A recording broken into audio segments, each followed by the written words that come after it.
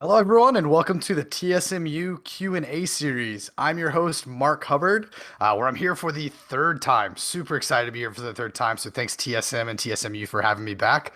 Today, I'm extremely excited to be joined by Jack Kaiser, also known as Kays. I have to go ahead and preface before we get rolling, Jack, with your intro, how excited I am to be here. I've been a follower of Jack for many years now. So really excited for everyone to get this opportunity to dive deep into his career, his origin stories, and get some really great advice. Just as a reminder for everyone, for this Q&A, we will be pulling questions from the TSMU Discord. So if you have any question you want to ask Jack, then head on over to discord.gg/TSMU and ask your questions in the Ask Stream Questions Here channel. Did everything that we could to make it as straightforward as possible. Once you've asked your question, join the waiting room voice channel and wait to be selected to join us on the show. So, Jack, while people go ahead and get their questions in, why don't you go ahead and give a little bit of an introduction yourself and tell us a little bit about your role at TSM? Sure. I'm Jack Kaiser, originally from Houston. I have a background in math, finance, and statistics. I've been in esports for about 5 years now, maybe 4.5, pushing 5 years. And then my role at TSM is I'm the current strategic coach and head scout. Basically, I help Parth, who's the GM, with a lot of player analysis and player modeling. And then I also do like all of our scouting for our upcoming matches. And I basically come up with the game plan of how we should be approaching opponents. And then I also assist Soren and Curry in like the strategic development of the team and like what we should be focusing on. So that's the current role. I also I assist the academy and amateur coaches with concepts.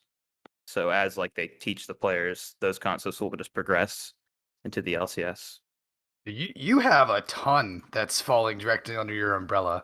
I mean, esports, you're wearing a lot of hats. So you gotta. This is how it rolls. That's right. Well, Jack, I'm not going to keep too long with the intros here. There are questions pouring in for us. So if you're ready, I'm going to go ahead and kick it off with the first question. Go for it. Cool. So for the first one, we have Fer Delance, and they ask, what advice would you give anyone looking to get into the professional esports world? Any advice I would give to someone entering the professional esports world? The way I view esports is it's an industry. So very similar to if you're trying to get into movies, you need to first develop a skill set that can also be applicable in esports and then apply or create a portfolio and reach out to the teams or apply for an open position with that said skill set. And then you can kind of break in that way if you're good enough and break through the interview process. That So would with be Yeah, go that ahead. would No, be go the ahead. answer. Yeah. Yeah. So in your case, so when you were working to break in, what did you find that was your skill set? How'd you kind of make that marketable? What did you kind of do to drive your skill set to be a value piece for Sure. organizations? I got in like 5 years ago, so it's a little bit different in today's ecosystem. But the way I viewed it, the way I got in is I created a portfolio.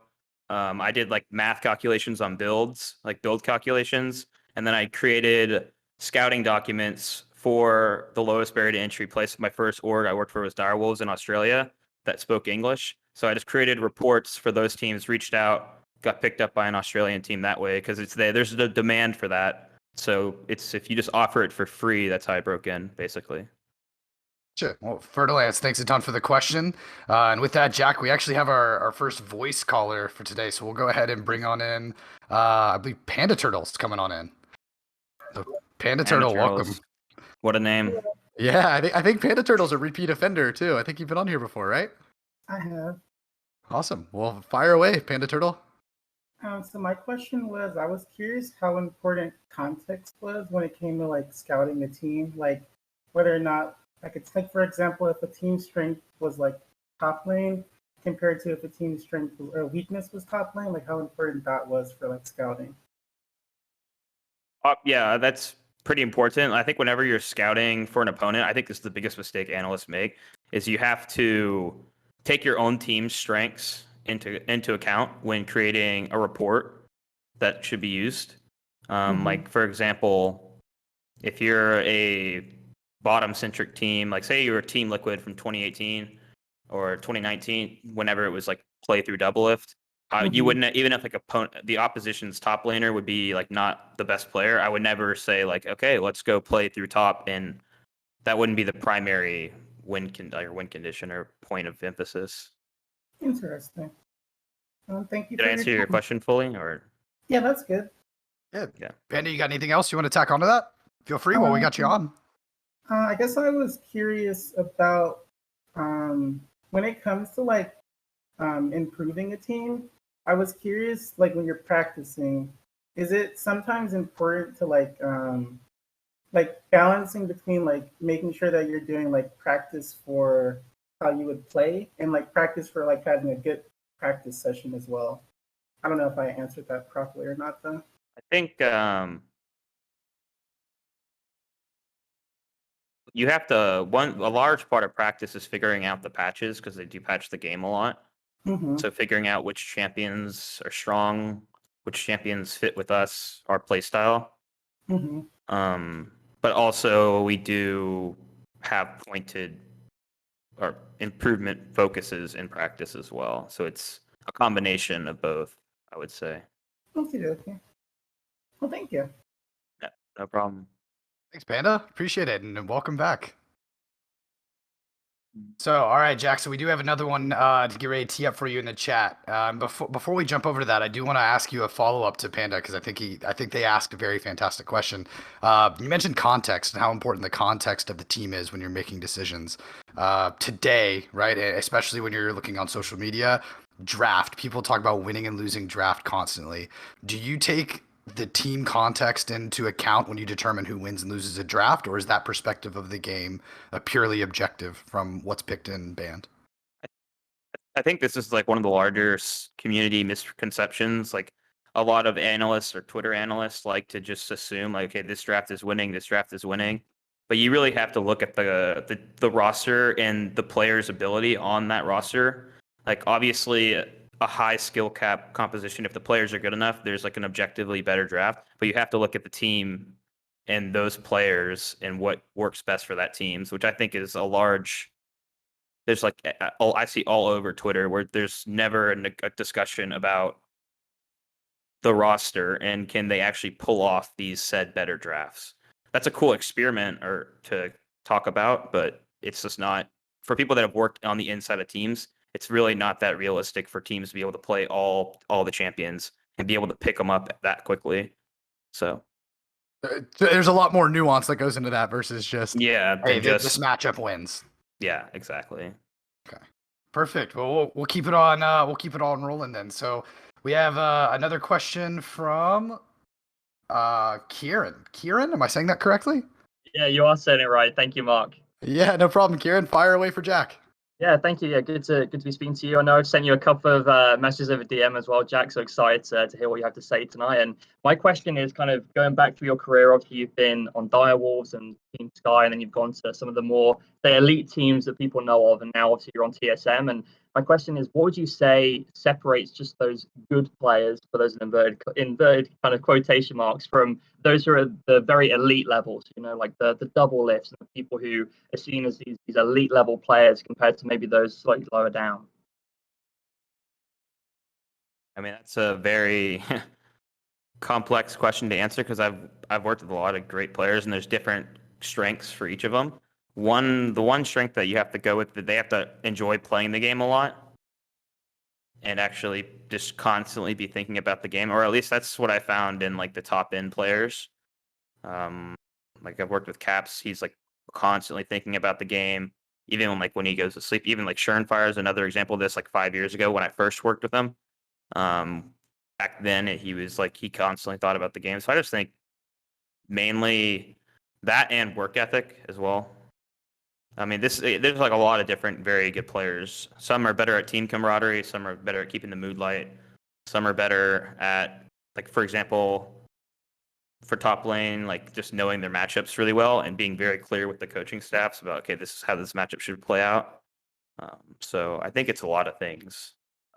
Hope I answered that, but um, the main two would be playing the game a lot and actually enjoying it, and then um, being committed. I think that commitment to the game is really important. Um, and then also just obviously raw talent and ability. So Thank you. Yeah, I appreciate it. And a quick follow-up from me. I know I mentioned to you, I'm going to have a couple of my players in here from our collegiate team. What's kind of one piece of advice that you'd like to give them? Because I know they have big aspirations. They want to achieve great things. What's the one lesson you'd give to them? One lesson to collegiate players. I would just say try and get as high ranked up on the ladder as you can, with varying champions. And then also, yeah, that's that. I think that's the best way for any player to get recognized by an organization is just try and get as high ranked as possible. But also, if you do well collegiately, or in the collegiate system, then you should we can also get recognized that way with the new like proving grounds format that Riot's releasing. So that would be my suggestion. Thank you. No, it makes my job easier because now they know what they've got to do. So I really appreciate it. And there's like tons of resources as well. Like if they need to, like they don't know where to start like where they need to start improving. I would start just watching a lot of ProView, or there's other professionals like on YouTube that have like the POVs. I would watch a lot of like their role specific VODs and try and see if they can pick up just tendencies that those players do and see if they can add it to their gameplay. Perfect. Thank you. That's really going to help me out because I'm going to use that stuff now as well. So no, yeah, I really appreciate it. And thank you both for your time. And yeah, good luck for the rest of the Q&A. Have a good one, Kieran. Thanks, Thank Kieran. you. Thanks for joining. Appreciate that. All right. So now Jack will roll right back into some text questions for you. So next one up, we have tax evasion. So tax evasion, that is a regular for these questions. I love that they keep them rolling. So tax evasion says, we all know that friendship is OP, but how do you determine what player will be a good fit with a team, both in terms of personality and play style? Since you know everyone won't fit together perfectly, how does the team try to go about that? So it sounds like a culture-based question. How are you assessing that? The first thing I look for when joining an org generally is the coaching staff. I think if you have a good coaching staff, you should be able to manage a lot of players. I don't think many players are that toxic to the point where it's unbearable. So the first thing I really look for is mainly talent. Do they have the skill actually to join the or join the team? And usually, if ideally you want to have a roster that all speaks the same language, but if not, like for example, we have Sword Art who he's pretty good at English. So I mainly just look at the talent of the player, and then if you're with a good group of coaching staffs that the players respect, like Soren, Curry, myself, like or other coaching staffs I've been on, like Young Buck, Dylan, me, Andre, like Grabs, there's Nelson. There's a lot of existing good coaching staffs, but the main thing I look for when joining an org is having a good coaching staff, because then you can manage the talent that you want to actually acquire, I think. And you should be able to make it work. So I think the talent is the most important thing, not as much the personality mix. But obviously, having a good team environment makes everything way easier. So, but it's just to kind of make sure to capture this. So you think, like for the most part, a solid coaching staff can manage what could be personality conflicts effectively enough if the talent is there. Yep, that's what I think. Okay. And I think, yeah, I mean, it's a lot of history of teams that have had bad team environments, but if they're good enough at the game, that usually you can make it work. But also, you still need to take into the personalities some, like for example, like Xerxes is a good example from Origin, where he was really good at keeping the mood light and fun. So having that being a part, because you're spending so much time with the team, having someone that also can talk and just make a joke is sometimes always needed on a team. At least one person, like Hooney is like that for us this year, where he keeps the mood light. So I think having like a joyous personality is also a huge benefit to teams. So it's not just about skill. If you have that as well, it's a huge bonus. But generally, you don't want to have 5 players that are just super toxic, or have like a negative personality. But generally, I don't think that's the base. A lot of the professional players aren't like that anyways. There might be like a couple, but the good coaching staff should be able to make it work, in my opinion. Okay. So I guess how important then do you think are, just to tack on as an additional one for tax evasion, a lot of those things, right, like personality traits, culture fit, that that stuff you cannot put on a stat sheet, right? I'm imagining Yeah. your world exists on a lot of stat sheets. Do you have a way you go about assessing any of those things, or is it just it is a personal thing? I think it's just a rigorous interview process, and then you also like I know we will go reach out to their previous teammates or coaching staffs, managements of those orgs to see how that player is and how he operates. So I think that's mainly done in the interview process, and then also checking with references. Okay. That's basically the best way we found. I like it. Tax evasion. Hope that tackled it pretty well for you. We've got got another one teed up here, Jack. So I'm gonna totally mess up your name, friend, and I'm so sorry. Shantike. They ask, managing, coordinating, and analyzing an esports team is a really complicated process, and with a lot of moving parts. Given the team's recent 3-0 success last weekend, where do you think you've seen the most improvement in this team, and where do you think the team needs to continue to improve? The most improvement from the team is just general playing together. Like at the beginning, we had 5 new players, all new staff. Like it was a complete. We had to blend a lot of our pre-existing knowledge together. The biggest improvement I would say is just how we operate or how we like cycle the map in the mid and early game. But now we're like more tailoring it towards team fights because the meta is so suited towards that. So we're making that a major priority going into summer because we actually think that's why we lost the TL in the midseason showdown. Mhm. So we're more so going to tailoring that to our fighting and trying to improve at that. Gotcha. I love it.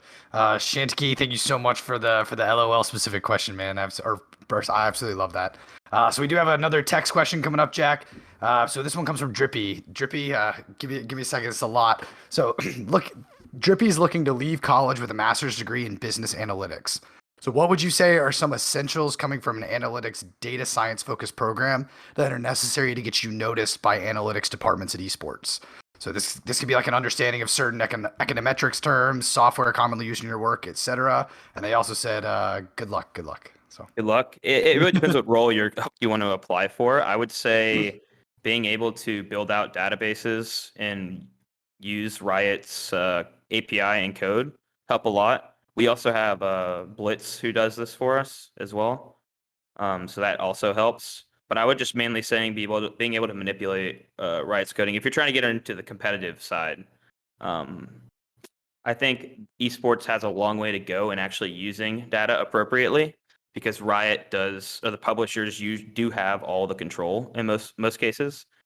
But if you're trying to break into the business side, I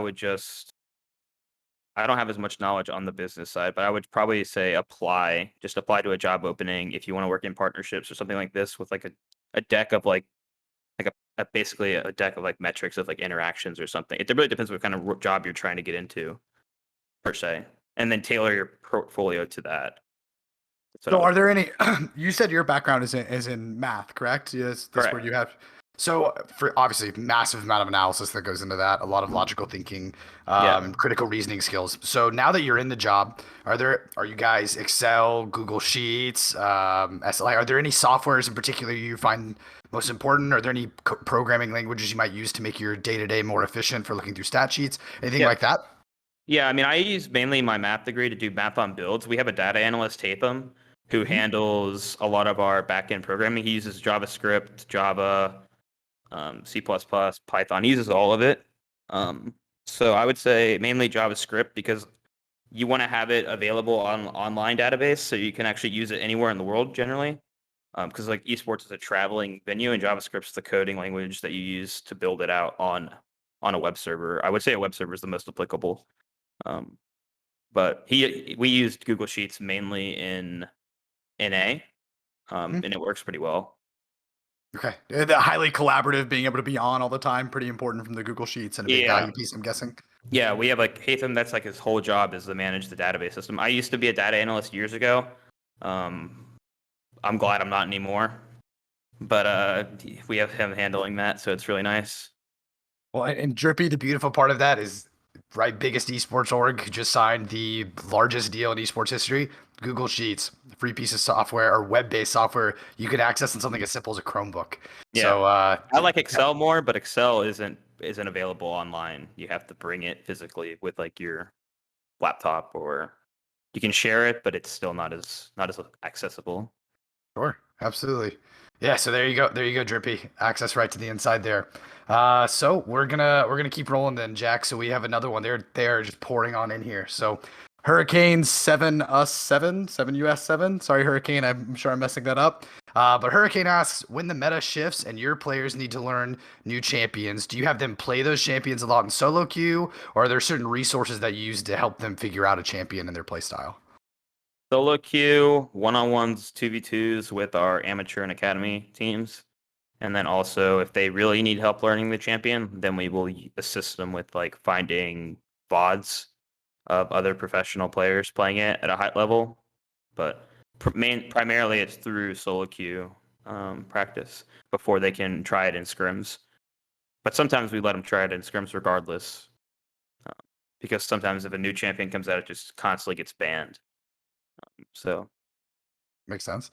So if we're giving this advice to a coach, so Hurricane, not sure if you're a coach or not, but if you're giving this advice to a coach, how do you go about the strategy, like working that new champion into the strategy? Do you ideally already have a way that you as an analyst or part of the coaching staff want that champion played with the rest of the team? Do you I guys think work on that together, or do you look to other regions? How do you go about finding that inspiration? usually when Riot releases a champion, it kind of has a similar playstyle to other champions. For example, Viego, the way it trades and operates very similar to Silas. There's champions that kind of fit a similar model, like or a similar subset of skills. So usually, whenever Riot releases a champion, you can kind of already tell, unless it's something that's like a multi-flex click. But it's generally predetermined, and then in solo queue, you can kind of figure it out. There's no like super strategy to figure out new champion combinations other than just what we found is just practicing and trying it. And then if you see it, we also monitor the other like Korean solo queue and European solo queue to see if there's anyone playing a certain build or we monitored like to see if anything new is popping up. And then if we see something new, we'll suggest it to maybe try or theory craft. So Is there a lot of theory crafting that goes on your side of the role? I mean, I do a lot of build stuff, so we are constantly mapping out builds, and especially Tristan PoE, he is always asking me for like build calculations on like some wild builds sometimes. Who can Just forget Nashor's Tooth Oriana? Who can forget it? well, that one was his own, but there are some that we do check the damage on in like a lot of common situations in the game. So an example of this would be the Riftmaker Oriana build. Mhm. We did the math on it, and it's pretty comparable to Luden's.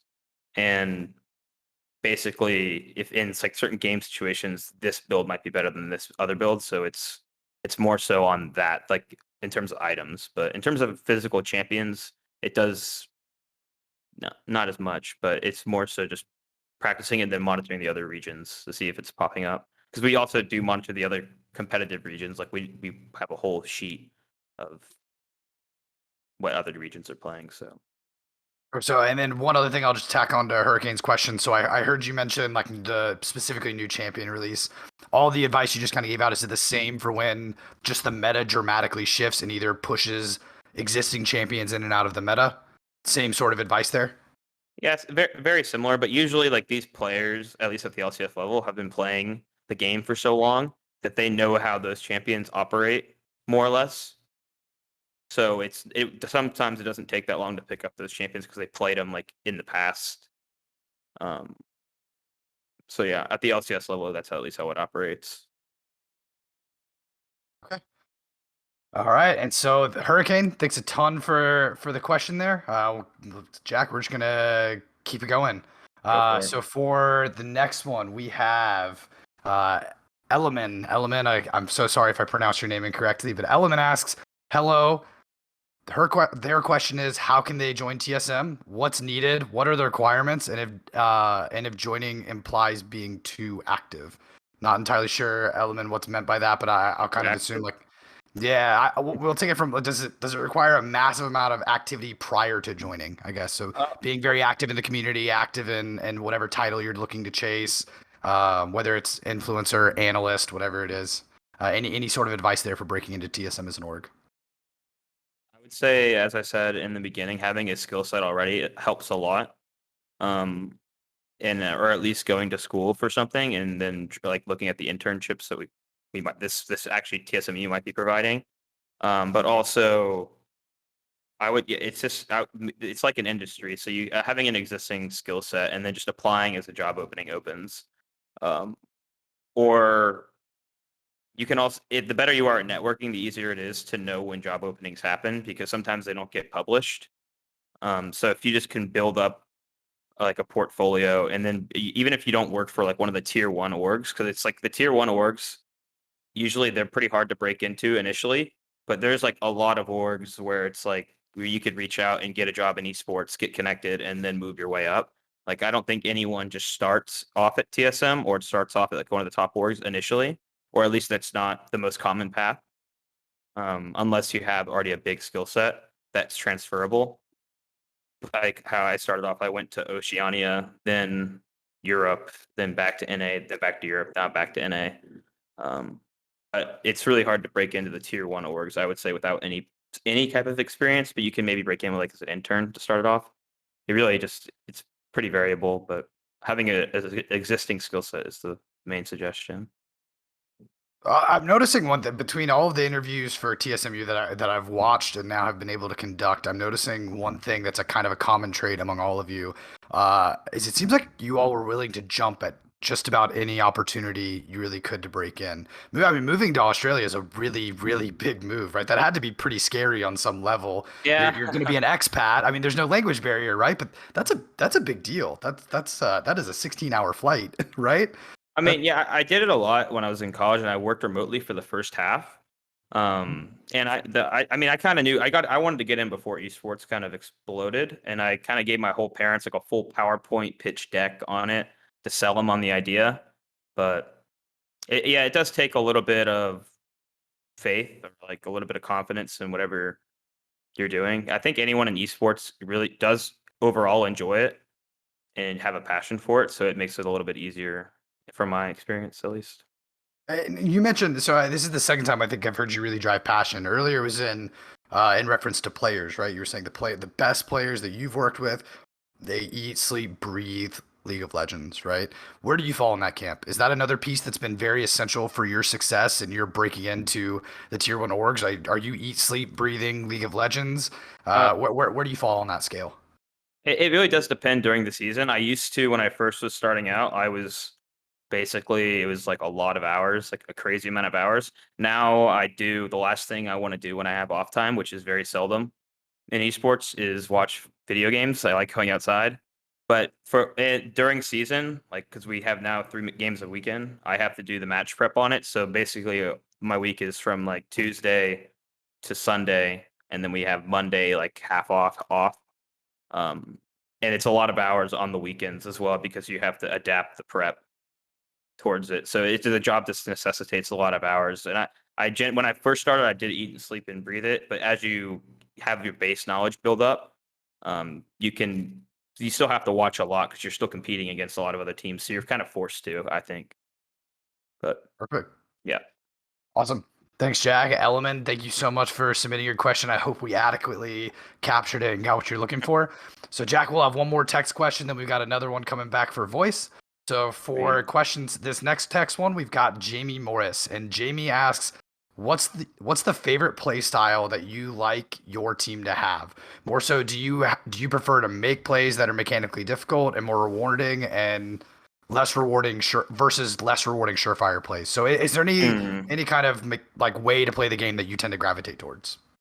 I came up in like I like 1 3 I like whenever the game allowed for more playing the map wide and playing more like spread out 1-3-1 style. That's a little bit of outdated term, but the way Riot's patched the game is kind of forced like a team fight oriented style. But how I view the game generally, it I don't mind high variance plays. It's just it really does depend on your roster's ability to execute those type of plays. Like going for high variance plays whenever you have a super high skill, high mechanical team, obviously that's good.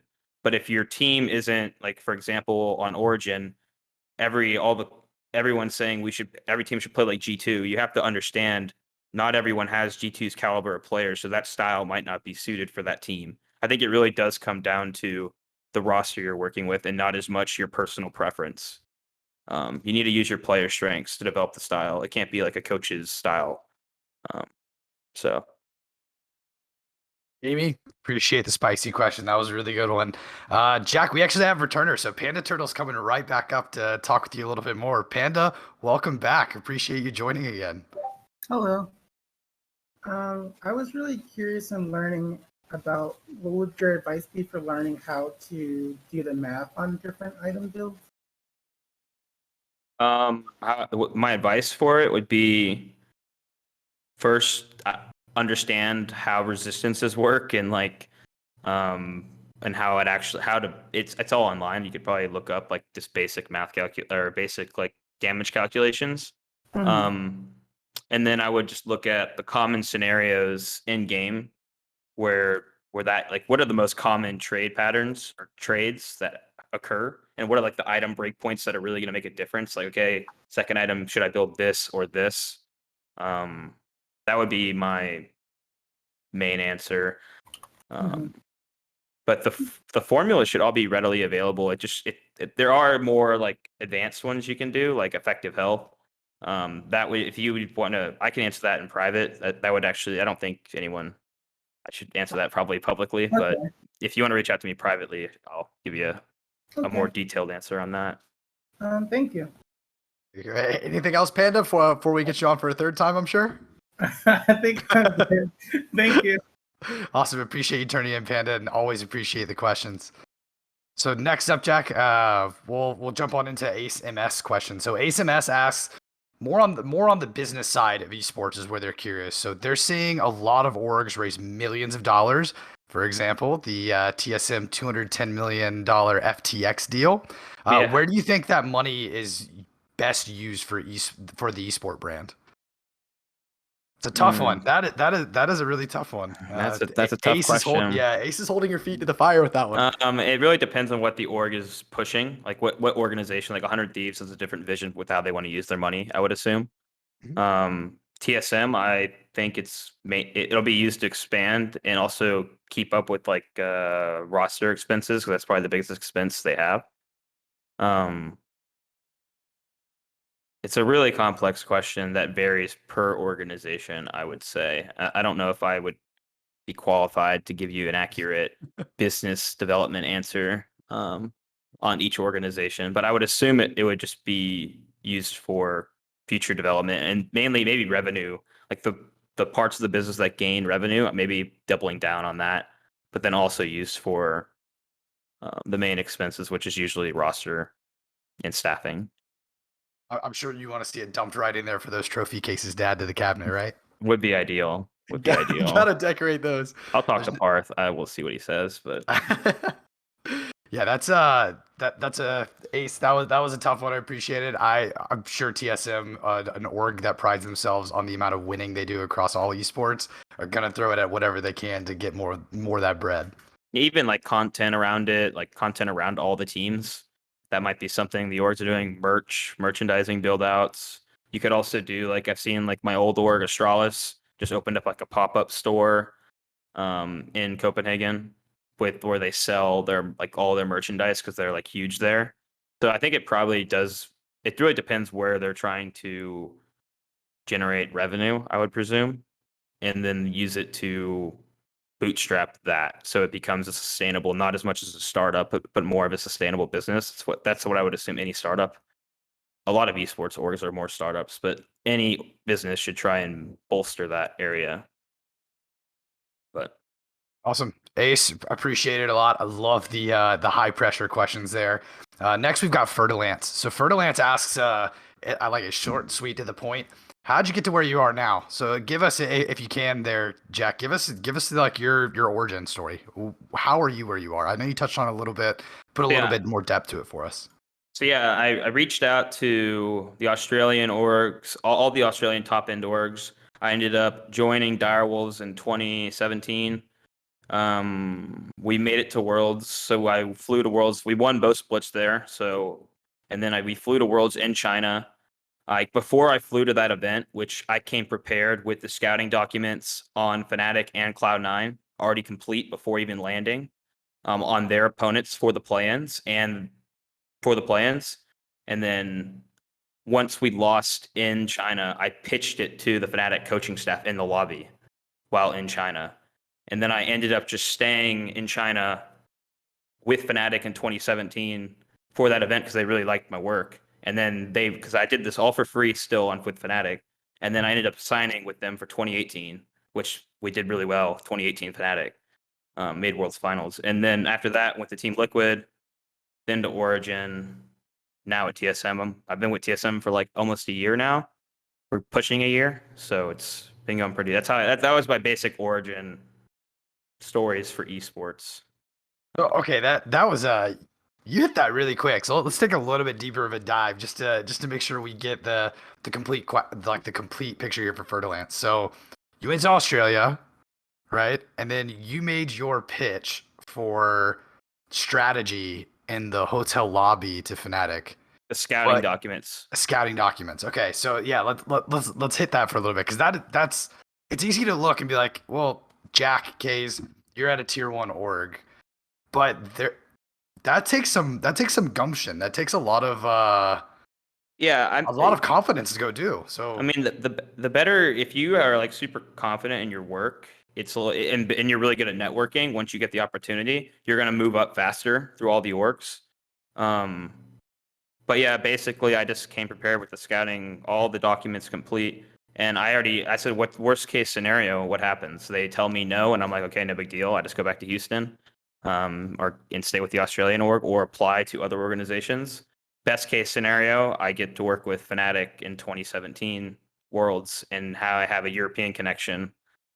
And it basically, they just really, their staff was kind of, it was kind of just Dylan and then like a bunch of other analysts at the time.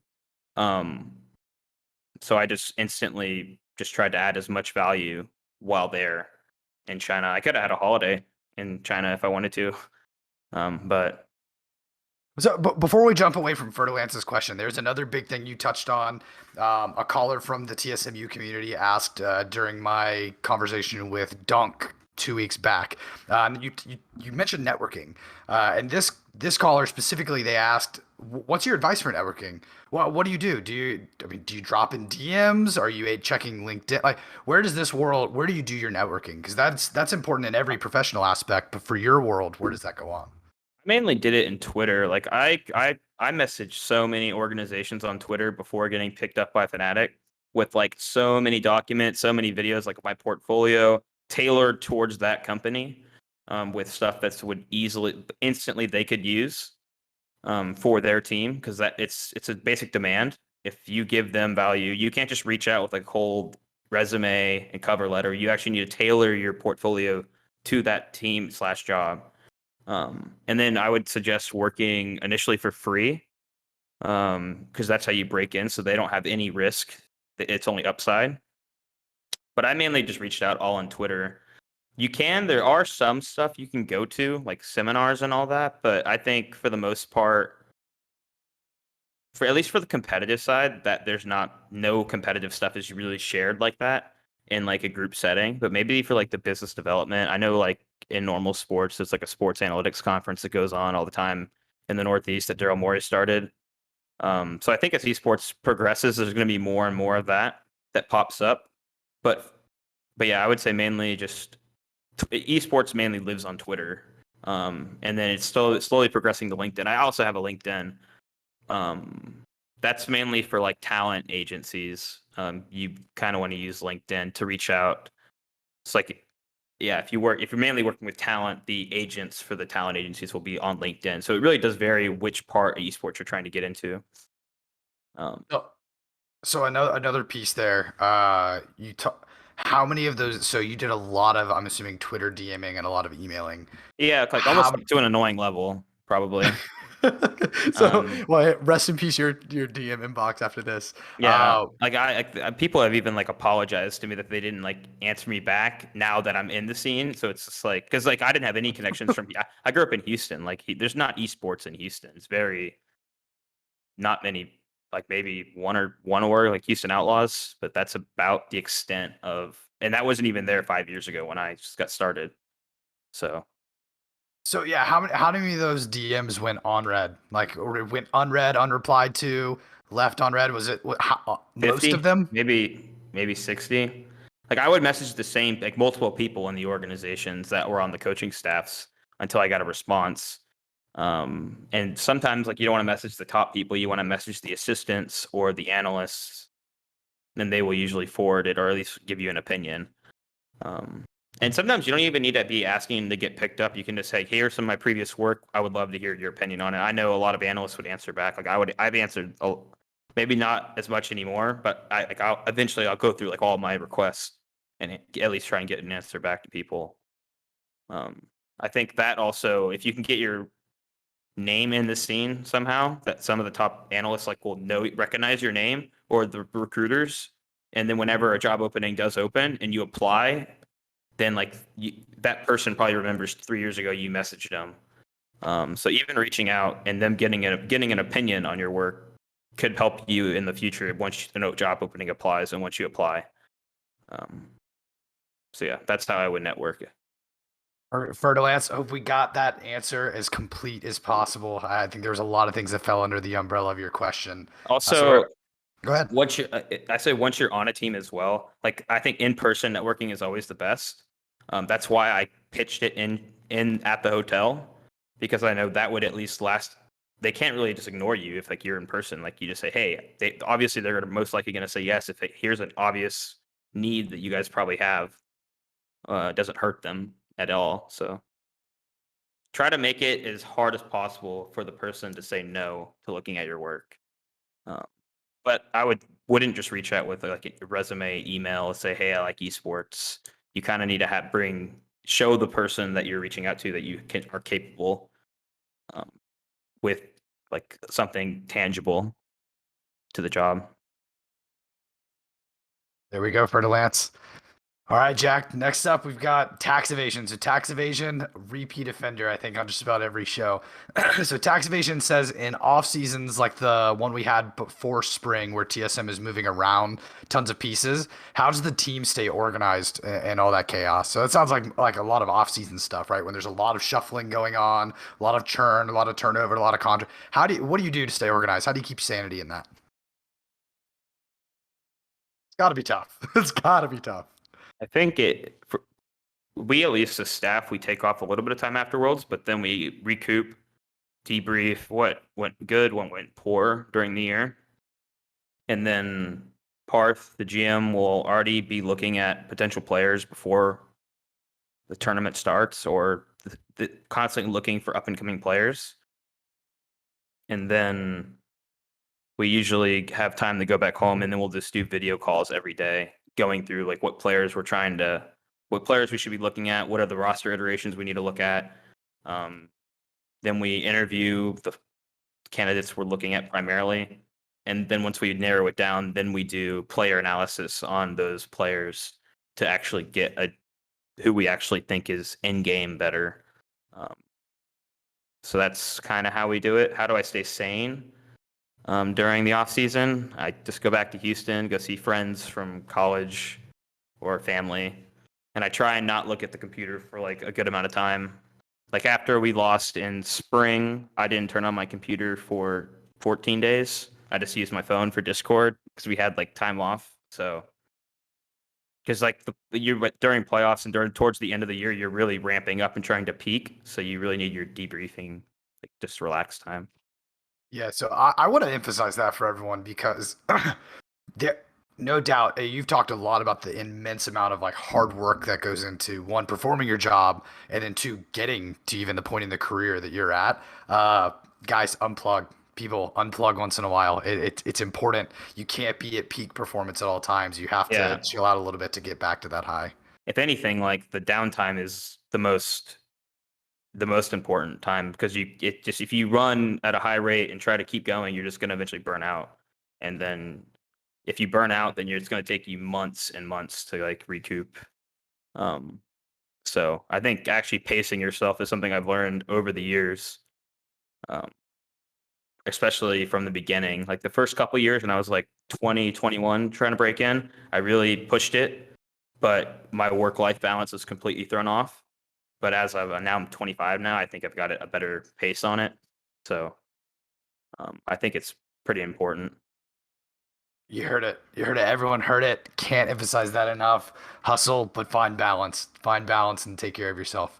Jack, we've got Fertilance coming back, and Fertilance keeps him going with a lot of really cool questions. So, Fertilance, shout out. These are great. So, this next one is, what are some of the best resources to learn League from? So, I think we can take that kind of from like a two-prong approach. And then where and how did you gain the knowledge you have? So if we start with the first chunk of the question, what are the best sources to learn League from? So let's take that to one, we'll take it from a new player perspective, and two, from anyone trying to gain like a higher level of knowledge, right? Like a gold player who really wants to understand a competitive scene a lot better. Let's take it from both sides. Best resources. This is a complex question too. I would say there's a lot of content creators online that you can learn some stuff from, but the main thing I would start doing is think about the game as like, you got to look at the constants in the game. So go watch. How I tell people to learn how to scout or learn how to research what teams are working on is, don't just watch the LCK as like a viewing experience and watch like X team play X team, play X team. Like, you need to watch the same team and the same VODs over like a 4-week span and see what they actually improved on over that time frame, or what they actually worked on, or at least they tried to work on. And then you can kind of start understanding how teams operate and how teams' tendencies are actually working. And then other resources to learn, just mainly there's a lot of stuff online these days. You can probably look up just like certain matchups being played, like Korean solo queue matchups, or that's all available on YouTube for the most part. But then, yeah, if you're trying to learn how to scout, it would be mainly just watch a specific team from a region and watch over like a 9-week span or an 8-week span, and then see what they actually improved on. And then also how I got started. The first thing I did whenever I got into League was I looked at what is the constant. The game, the map is the constant. So I broke the map up into zones of like, okay, this zone is better for this type of composition. This zone is better for this type. That's what I did, and how that affects like vision's another fundamental that probably everyone should know about by now. Like warding is important. Like, shocker. So a good piece of homework for an aspiring analyst: go start at your roster. Start with TSM's week 1 spring. Watch how they progressed from week 1 to week 2, all the way up to what will be week 2 of summer. Still at dart diving, or just start last week. Look at what you think they needed to improve on last week and see what happens this week. Would you recommend going as far back as spring, or just start this week? You can do it from any time frame. Like, it can be like from last season, like a last season games, and just go watch as they progress. You don't really want to watch the best teams that are just really good right off the back. You kind of want to watch a team that had like a rate of improvement. That's at least what I did when I first started, because I started out as a research analyst and a data analyst.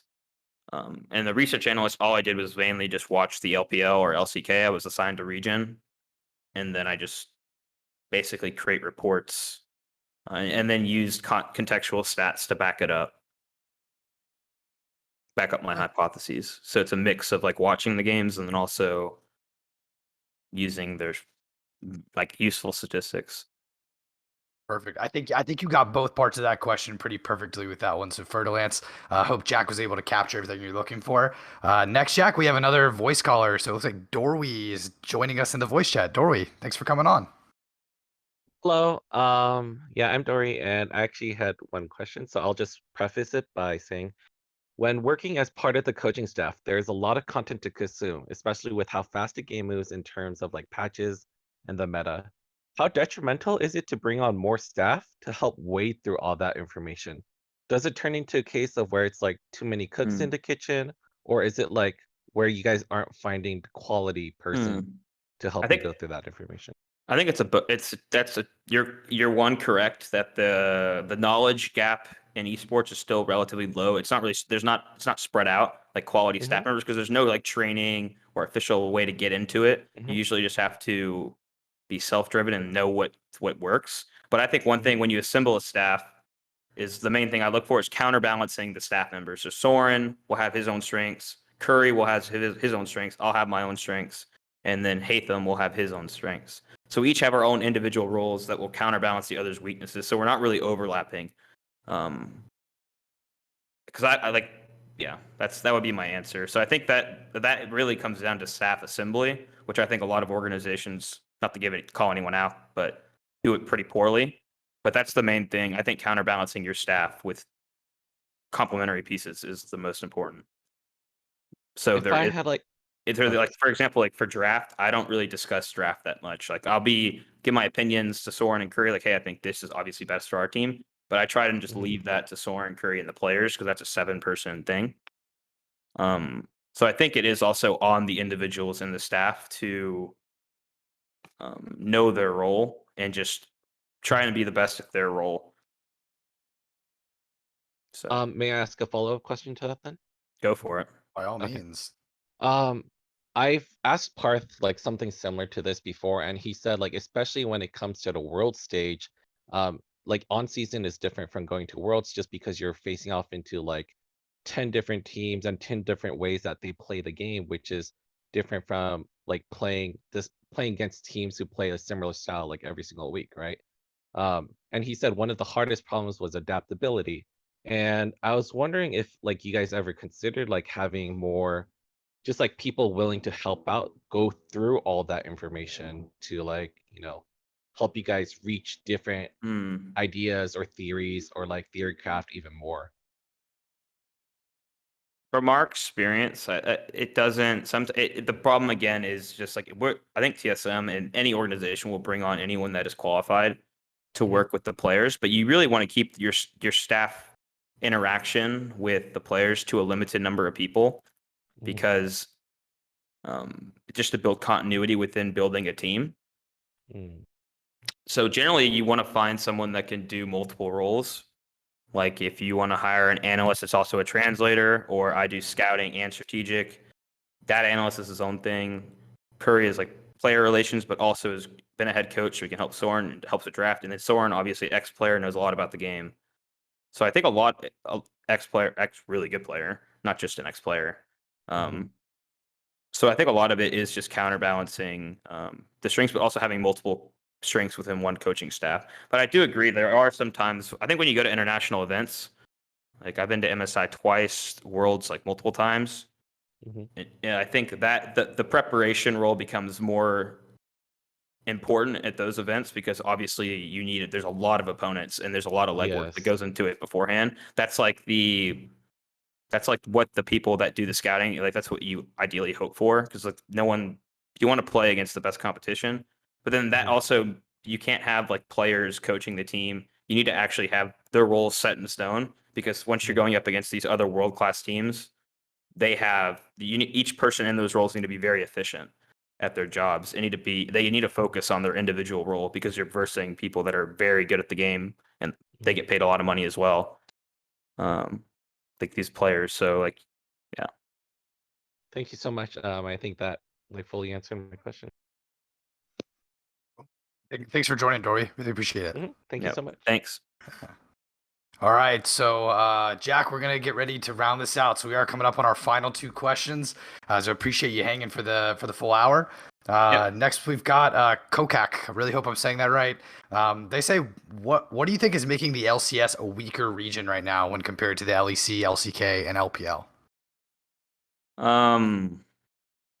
Complex topic. Yeah. Obviously, first of all, being the player base is obviously a major issue. Because it's just simple mathematics and like if you have a larger population, the top of the curve is going to have more top 1% people because there's a larger pool of people. The second being obviously geographic North America is just way bigger than these other regions, more or less.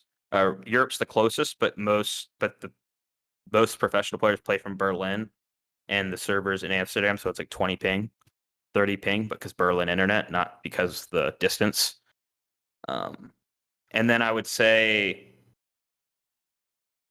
I don't think the NA is that far behind EU. I just think EU has had super teams at the top that have boosted the region's overall standing. Like G2, Fnatic, like these orgs have really elevated the region, and then they had regional leagues that also helped.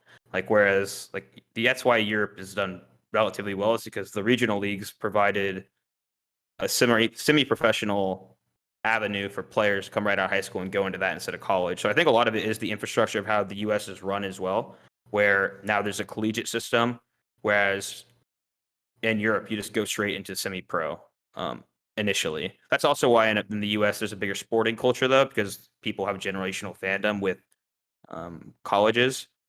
In terms of the East, I think China has just a like exponential amount of players. Like that's like an outlier, and that's like their main sport over there. And then for Korea, South Korea has been doing esports for 20 years, so they had a big head start on this as well. And then also the ping just affects it a lot. So it's a lot of things I think that make the region do worse. Not that NA can't do well. It's just it's a little bit more challenging because also with the whole COVID thing, you have to understand the Western teams haven't been able to boot camp for these international events to improve. You're literally just thrown straight into a quarantine and then into the tournament. Whereas like in the past worlds that all the Western teams have done really well, there has been a boot camp for a month in Korea before going into the tournament. So none of these teams have been able to leave their confined region for a year and a half now. Even in between like spring and summer, I bet all the LCS teams or most of them would have gone to Korea to boot camp, or they did in the past, and that just hasn't been allowed for a while. So I think that's might be the reason for a little bit of drop in performance in the past 2 years that I don't think anyone has ever talked about. So yeah, I think it's solo queue, geographical, and the travel restrictions. I think has caused the recent drop in performance. Though, Oh, go ahead. Sorry. yeah. Actually, I think that's it. I think that's the main three. So is it overcomable, right? Is the gap too big? It sounds like you don't think there's a big gap between, or not a massive gap between us and Europe, right? Where they've been seen largely by the community like a powerful Titan region. I know in the past you've commented on that, but I think Europe is obviously better than, on average, better than North America. In terms of like team building. I think they keep the players are more outspoken, and it's a lot more player management, I think, in Europe. And I think it's more so bolstered by the super teams, like the transcendent teams like G2, that 2018 Fnatic team. I think those results have really inflated the overall perception of this gap. Like I don't think, maybe like these years, like the recent years, it's not as been, but I don't think the gap is like insurmountable by any means if you train and assemble the right staff and players. But I do hope boot camps can come back, because you do have to play a little bit of catch up when you go play against these Eastern teams, because they just have the LPL teams can practice versus the Korean teams. If like they're in playoffs and they don't want to practice versus the other LPL teams, they can just practice versus the top Korean teams. Whereas the closest thing we can do to that is practice against like an LLN team like Rainbow Seven or someone like, so it isn't comparable. Again, geographic. sure. Awesome. Well, Jack, we're going to go ahead and round out our hour here with the final question. So Crocodilian, they ask, what is your honest opinion on the current health of the League of Legends esports scene? Also, are there any other esports scenes that you have any interest or admiration for? I really liked CSGO, mainly because they did an international circuit. I'll answer the second question first. I think this will also carry on the year. If there was any sort of international circuit, I don't think the gap would be that large. I just think because we're confined to the region, the gap grows off that.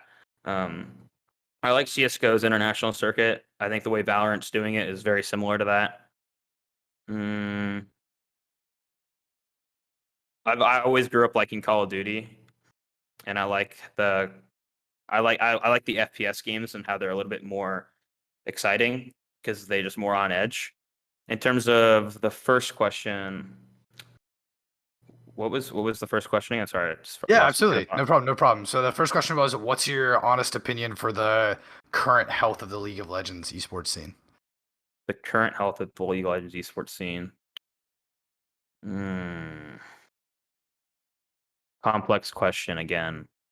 They haven't kept it easy on you tonight, that's for sure. I think the organizations have different.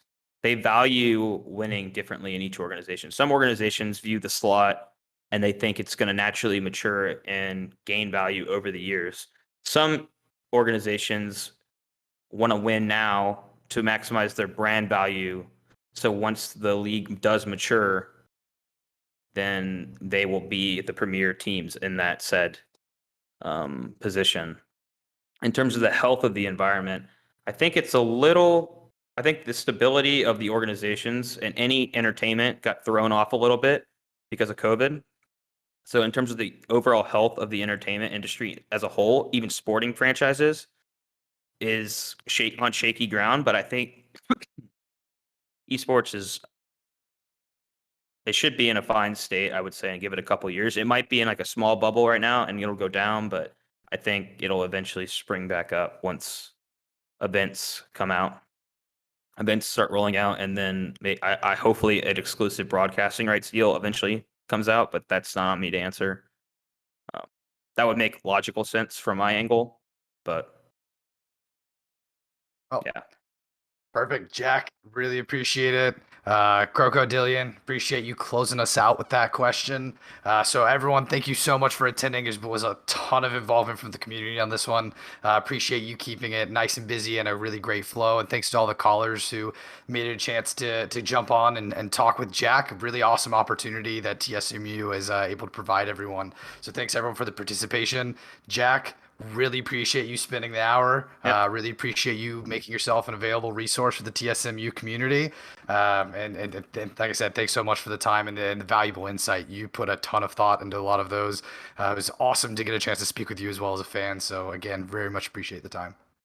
Yeah, thanks for having me on, Mark. It was fun. Absolutely, absolutely. Well, everyone, just as a reminder, we do have another Q&A coming up on June 16th at 5 p.m. Pacific Standard Time. This one was with an awesome guest, very near and dear to my heart, Sky Bowie. Do not miss this Q&A. It will be an awesome time. Do be sure you are following all TSMU on all social platforms. So Twitter, make sure you're involved in the TSMU Discord. So discord.gg/TSMU. There's tons of awesome community events. I think last night there was a Valorant game night. There's League of Legends game nights, Among Us game nights. There's a great community for everyone to be involved in. Getting started with that networking and get tapped into a phenomenal amount of resources that TSM is making available to everyone completely for free. So just a reminder, make sure you're joining that community and dropping in and saying hello. And Jack, thanks again, and have a good night, everyone. All right, you guys have a good one.